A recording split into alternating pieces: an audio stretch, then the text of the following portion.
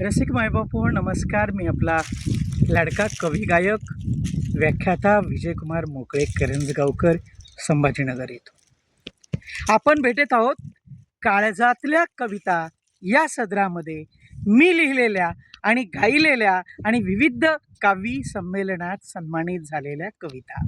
आजची कविता आपण घेऊन येतोय. या भारत देशाचा केंद्रबिंदू हा शेतकरी आहे. अर्थव्यवस्था शेतकऱ्यावर डिपेंडिंग आहे आणि म्हणून आजची कविता आहे शेतकरी. मित्रांनो, पावला पावलावर नाडला जाणारा आमचा बळीराजा नानाविध मदतीच्या भरोशावर, पीक येईल का नाही त्याचा भरोसा नाही, कोरड्या मातीत पेरणी करणारा आमचा बळीराजा, कुठल्याही प्रकारची हमी नाही नसताना बिनधोक लाखोचे पैसे लावणारा, या मातीवर भरोसा ठेवून आपले अहोरात्र कष्ट करणारा आमचा बळीराजा. आणि ती कविता घेऊन आलोय. मी लिहिलेली आणि सन्मानित झालेली कविता. चॅनलवर कॉपीराईट नियम लागू आहेत म्हणून कवितेला सुरुवात करतो, जास्त वेळ घेत नाही. अरे डोंगर ढग अडवून पाऊस पडतो, कारण शेतकऱ्याला पावलं पावली नाडलं जात आहे. कवीची कल्पना आहे, डोंगर ढग अडून पाऊस पडतो, कारण पाहत असतो आपल्या डोळ्याने या शेतकऱ्याला कोण कोण नाडतो. पाऊस पडला सुकी, पाऊस पडला की सुगी, आणि विजेमुळं पाणी भरणं होईना बिगी, गाव खेड्यात तेव्हा होती लोडशेडिंग, म्हणून तर केली डोंगराने त्या आभाळाशी सेटिंग. तरी देखील शेतकरी कर्मालाच भांडतो, तरी देखील शेतकरी कर्मालाच भांडतो, आणि डोंगर ढग अडवून पाऊस पडतो, कारण पाहत असतो आपल्या डोळ्यांनी या शेतकऱ्याला कोण कोण नाडतो. मित्रांनो, जेव्हा सुगी चालू होती पेरणीसाठी पैसे नसतात, इकून तिकून कर्ज काढून पैसे आणतो तर पाऊस वेळेवर पडत नाही. म्हणून आतापर्यंत कधी तो थकला नाही, खचला नाही. नव्यानं उभा राहणारा एकमेव प्राणी जगात जर असेल तर तो म्हणजे शेतकरी आहे. त्याच्या पिकाला भाव नाही, त्याचं मन उद्विग्न आहे, पण कोणावरही बोलत नाही आहे, आपापले कष्ट करत असतोय. म्हणून कपाशीला भाव नाही, व्यापाराला भाव आहे.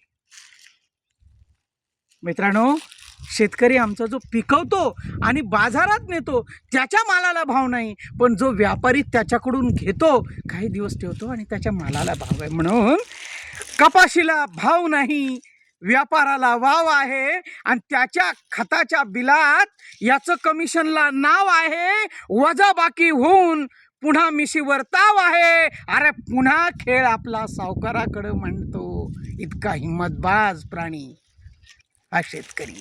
पुन्हा खेळ आपला सावकाराकडे मांडतो. अरे डोंगर ढग अडवून पाऊस पडतो, कारण पाहत असतो आपल्या डोळ्याने ह्या बळीराजाला कोण कोण नाडतो. शोकांतिका सर्वार्थाने बळीराजाला घेरल्या जात. विजेचं बिल जर भरलं नाही तर 8 दिवसात त्याचं कनेक्शन कापलं जातं. म्हणून विजेचं बिल याचं जरा देखील थकलं, विजेचं बिल याचं जरा जरी थकलं, अरे त्या क्षणी शेतकऱ्याचं कनेक्शनच कापलं. अरे आता काय नाही गडे मोठेचं चाक, आणि भरावं बिल कसं याचा त्याला धाक. आता काय नाही गडे मोठेचं चाक आणि भरावं बिल कसं याचा त्याला धाक. अरे सोसायटीचं कर्ज काढून पुन्हा हिंमत बांधतो. सर्वस्व संपलेलं असताना हिंमत बांधणारा प्राणी आमचा शेतकरी आहे. म्हणून सोसायटीचं कर्ज काढून पुन्हा हिंमत बांधतो. अरे डोंगर ढग अडवून पाऊस पडतो, कारण पाहत असतो आपल्या डोळ्याने या बळीराजाला कोण कोण नाडतं. आणि म्हणून नवीन सरकार जर आलं तर शेतकरी असा आशेनं त्या सरकारकडे बघत असतो की नवीन सरकार आलंय, माझ्या शेतावर कर्ज आहे लाखोचं, त्याला आशा असते माझं कर्ज सरसगट माफ होईल, पोरीचं लग्न करायचंय, अरे घर बांधायचंय, उभ्या परिवाराची प्लॅनिंग त्यानं केलेली असते. आणि दुसरं उत्पन्नाचं सोर्स नाही. म्हणून नवीन सरकार आल्यानंतर शेतकरी आमचा त्या सरकारकडे असा आशेनं बघत असतो. मायबापू, आपण आपलं म्हणून नवं सरकार येता पल्लवीत आशा, नवं सरकार येता झाल्या पल्लवीत आशा, आणि कर्जमाफी होईल म्हणून वाजवित ताशा. आमका फलाना मुख्यमंत्री झालाय,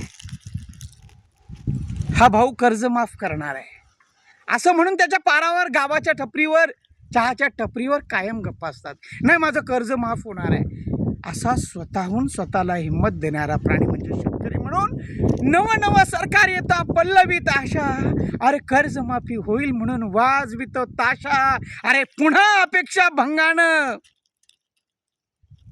पुन्हा अपेक्षा भंगानं देशी पेऊन रस्त्याकाठी लंबालाट होतो. कारण आयुष्याचं स्वप्न सांडलेलं असतं मित्रांनो. म्हणून नवं सरकार येतं पल्लवीत आशा, अरे कर्जमाफी होईल म्हणून वाजवितो ताशा. आणि पुन्हा अपेक्षा भंगानं देशी पेऊन रस्त्याकाठी लंबालाट होतो. अरे डोंगर ढग अडवून पाऊस पाडतो, पण पाहत असतो आपल्या डोळ्याने या आमच्या बळीराजाला कोण कोण नाडतो. इतकं मोठं दुर्दैव या शेतकऱ्याचं आहे. आणि मला खरंच शेतकऱ्याचं आणि पूर्ण खचलेलं असताना नव्यानं हिंमत बांधतो आणि नव्यानं उभं राहतो, आपल्या परिवाराला उभं करतो.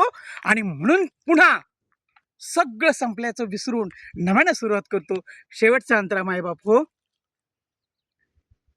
दुष्काळही असो कोरडा की ओला, दुष्काळ जरी असला कोरडा की ओला, आपली व्यथा तो कुठे मांडणार. दुष्काळ असो कोरडा की ओला, आपली व्यथा तो कुठे मांडणार. अरे म्हणूनच तर कधी फाशी तर कधी उपाशी, पिकल्यावरही त्याच्या मालाला भाव कधी मिळणार. अरे कित्येकदा आपली स्वप्न आपल्या हातानं सांडतो, अरे पाहत असतो आपल्या डोळ्यानं की शेतकऱ्याला कोण कोण नाडतो. आणि शेवटचा अंतरा मायबापू, या कवितेचे खूप प्रयोग महाराष्ट्रभर झाले आणि त्या आमच्या पोटाला खाऊ घालणारा त्या बळीराजाला शतशत नमन करतो. आणि शेवटचा अंतरा घेतो. नव्यानं उभा राहतोय बघा आमचा शेतकरी बळीराजा. अरे औंधा मात्र संधीचं करायचं सोनं, औंधा मात्र संधीचं कणायचं सोनं, आणि सगळ्या ताकदीनं आता पिकवायचं धानं, आणि सुगी येणार छान म्हणून गायचं मोकळेचं गाणं. नव्यानं उभं राहतोय. औंधा मात्र संधीचं करायचं सोनं, आणि सगळ्या ताकदीनं पिकवायचं धानं, आणि सुगी येणार छान म्हणून गायचं मोकळेचं गाणं. अरे मग पुन्हा पांडुरंगाच्या आरतीचा पंढरपुरी मान मिळवायचा छान, आणि स्वतःलाच धीर देऊन पुन्हा नवं मांडतो. अरे पाहत असतो आपल्या डोळ्याने या शेतकऱ्याला कोण कोण नाडतो. डोंगर ढग अडवून पाऊस पडतो. मित्रांनो, डोंगर कितीही दुष्काळ असला तरी डोंगर झाडं एक प्रकारे ह्या बळीराजाला मदत करतात. पण तशीच मदत आपण सर्व शेतकऱ्याच्या आजूबाजूला असलेले व्यापारी वर्ग, शासन, सर्व व्यवस्था ही आमच्या पोटाला पोटभर देणाऱ्या शेतकऱ्यासाठी काही करणार आहे का, हाच माझा व्यवस्थेला प्रश्न आहे. कारण जेणेकरून आमचा बळीराजा सर्व अंगाने कर्जाने माखलेला आहे, तो कर्जमुक्त होऊन नव्यानं स्वाभिमानाचं जीवन कसा जगेल, यासाठी मी आपला लाडका कवी गायक विजयकुमार मोकळे करंजगावकर जाता जाता एकच विनंती करतो, आपल्याला शेतकरी ही कविता कशी वाटली, आपण जास्तीत जास्त सबस्क्राईब करा, लाईक करा. माझं चॅनल आहे विजयकुमार मोकळे करंजगावकर सॉन्ग. नमस्कार, धन्यवाद, जय हिंद, जय महाराष्ट्र.